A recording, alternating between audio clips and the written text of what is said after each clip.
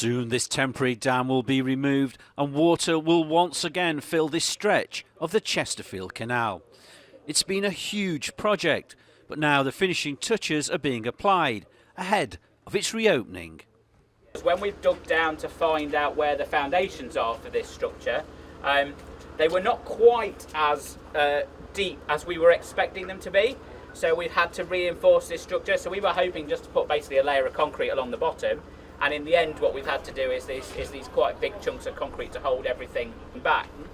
And the old is meeting the new here in Staveley, with the lock gates made from recycled wind turbine blades. Well, as you can see, I'm inside the new lock and there's water in it already, but that's just from overnight rain. Crazy, I know, given all the hot weather we've had recently. But from next week, thousands of gallons are going to fill this lock up to about this level. There's going to be coping stones along here, and that'll mean canal boats can once again come through this lock for the first time in decades. Once through the lock, the canal will terminate for now in this basin, where excavations revealed original stonework. Canals are not about transporting cargo anymore. They're a leisure resource. You see an awful lot of people walking, cycling, paddleboarding, etc.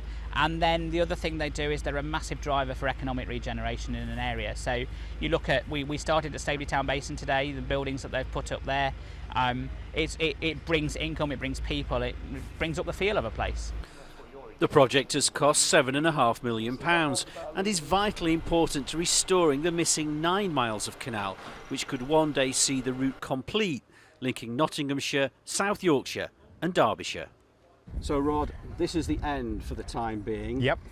There's a lot more to go though, isn't there? Tell us what you want to see happen ahead of here. Right, well, further along there we get to Staveley Puddlebank, which is about 800 metres long, and in the middle is about 10 metres high, where there'll be an aqueduct over the River Dolee.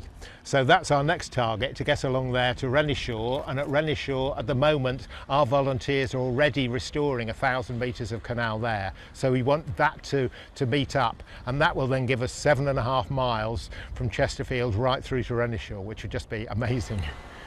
Water's expected to fill this lock next week, meaning soon you'll be able to take a canal boat ride through Britain's newest old technology. Martin Fisher, ITV News, near Chesterfield.